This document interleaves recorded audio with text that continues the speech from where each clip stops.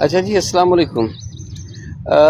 मज़े जी ॻाल्हि थो ॿुधायां, यूनिवर्सिटी जी लाइफ ॾाढी कमाल जी लाइफ हुई। मां जॾहिं चाणका जी टेस्टनी ते मेडिकल में फेल थियुसि। बाबा साईं जो जेका आहे ख़्वाहिश हुई त डॉक्टर थियां, पर शायदि मुंहिंजे नसीब में न हो, या त सुठो डॉक्टर न पियो थी सघां। पोइ मूं जेको आहे हैदराबाद में अची ITS ते तयारी कई। सेकेंड अटैम्प्ट ॾिनो मेडिकल जो, हुन में बि कोन थियसि। ख़ैर यूनिवर्सिटी मूं टेस्टनी, हुन में मुंहिंजो केमिस्ट्री डिपार्टमेंट में अल्हम्दुलिल्लाह सिलेक्शन थी वई। तॾहिं रैगिंग घणी हूंदी ऐं न पियो अचां। असां दादूअ जा सादड़ा सभा जहिड़ा ॿार जेके घिटियुनि में साइकिलूं हलाईंदा हुआसीं, घर खां साइकिल वठंदा हुआसीं। सोराब साइकिल हूंदी मूं वटि।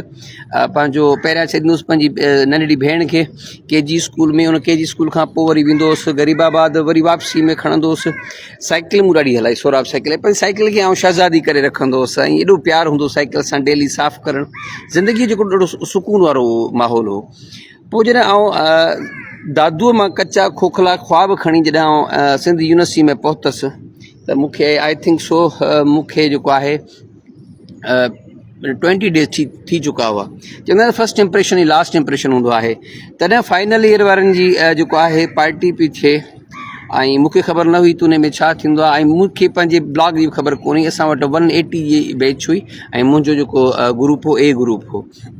ख़ैर तॾहिं मूंखे ख़बर पई त फाइनल ईयर में ऑडिशन हलनि था डार्क रूम में। डार्क रूम असांजो ऑर्गेनिक जो हिकिड़ो क्लास हूंदो न, डार्क रूम चयो वेंदो हो। मां दादूअ जो ॿारु ऐं मूंखे शाइरी सां शौक़ु, बुख़ारी पढ़ण वारो, बाबा खां सिखियल शयूं।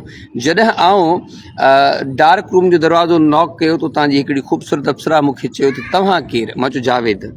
छो आयो हुई? मां चयो ऑडिशन ॾियणु। First year? चई हा। चई पोइ तूं फस्ट ईयर वारो थी ऑडिशन ॾियणु आई? मां चयो हा, मूंखे शौक़ु आहे। पोइ मूंखे न चयो तूं स्टेज ते वञ। स्टेज ते जंहिं वियुसि त बुख़ारीअ जी सिट मूंखे ॾाढी यादि पई अचे त कोहराम में कीअं उस्ताद ॼाही फाथो। आए हाय हाय, कोहराम में कीअं उस्ताद ॼाही फाथो। चए मातम कंदो पिटींदो पंहिंजी ख़ुशी पियो ॻोल्हियां। मक़तल खां थोरो अॻिते मूंखे महफ़िल जो ॾसु मिलियो आहे, मां मौत खे लताड़े ज़िंदगी पियो ॻोल्हियां। साईं उहा मुंहिंजी शाइरी, मुंहिंजो अंदाज़ सभिनी खे वणी वियो। मूंखे चई त तव्हां कंपेयरिंग कंदा असांजी। मां चयो दैट्स अ गुड। पोइ ब्लॉक मुंहिंजो जांच कयो त मुंहिंजो A ब्लॉक हो। उन खां पोइ जॾहिं ओल्ड कैंपस में, पहिरियों ओल्ड कैंपस में केमिस्ट्री डिपार्टमेंट जो प्रोग्राम थियो ऐं जॾहिं हुते परफॉर्म कयो त सभु दोस्त हिक ॿिए खां पुछनि पिया त हीउ केरु आहे? चई त बाबा सभिनी चयो त मूं चयो त जावेद सुहाग, फस्ट ईयर फस्ट ईयर में दोस्तनि मूंखे ॾिठो न हुजे।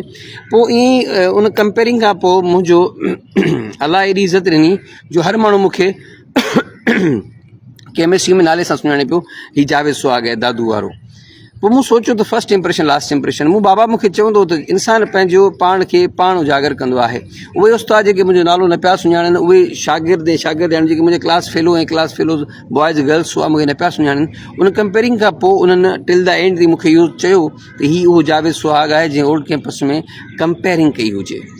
पोइ मूं हिकिड़ी ॻाल्हि सोची त ख़ुदा अव्हांखे इज़त तॾहिं ॾींदो आहे जॾहिं अव्हां ॿियनि जी इज़त कंदा आहियो, ऐं इहा हक़ीक़त आहे।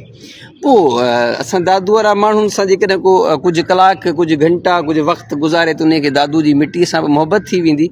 सो उन खां पोइ केमिस्ट्री जो सिलसिलो शुरू थियो त फस्ट ईयर खां पोइ ऑडिशन हुई रेडियो पाक FM 101 हॉट FM 105 जी, ऐं उते CV खणी वियसि। मज़े जी ॻाल्हि, हिते मूं वटि बाइक कोन हूंदी हुई। ज़िंदगी अहिड़ी गुज़ारीसीं जो बाबा चवंदो त वस आहर अवां ज़िंदगी गुज़ारियो। पोइ रेंट ते घर वरितोसीं। नंढो भाउ मेहरान यूनिवर्सिटी में केमिकल इंजीनियर हो।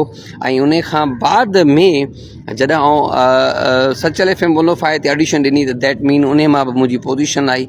ऐं उन खां बाद में कुझु वक़्तु गुज़रण खां पोइ KTN जी न्यूज़ कास्टर हुई आपा अदी चवांसि प्रभात साहिबा, उन मूंखे फस्ट टाइम हैदराबाद जे हवाउनि में जेको आहे ऑनियर कयो। ऐं मुंहिंजी पहिरीं जेका सैलरी हुई न FM जी, उहा हुई 1800 रुपया।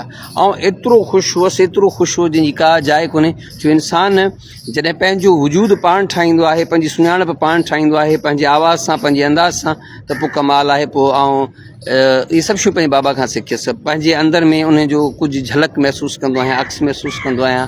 पोइ महबूबा आसमान ते ज़रूरु मूंखे ॾिसंदो हूंदो, कॾहिं कॾहिं अकेलाई में वेही पार कढे उनखे महसूसु कंदो आहियां। पर पोइ कॾहिं कॾहिं हिन अकेलाईअ में ई सॼो माहौल हींअर अकेला आहे, सभु माण्हू हलिया विया आहिनि। पोइ पाण खे महसूसु कंदो आहियां, चवंदो आहियां त ज़िंदगी केॾी ख़ूबसूरत आहे। पंहिंजो ख़्यालु रखो ऐं ईअं ई पंहिंजे पाण खे उजागर कयो। अलाह अव्हां में का न का अहिड़ी ख़ूबी ज़रूरु रखी हूंदी।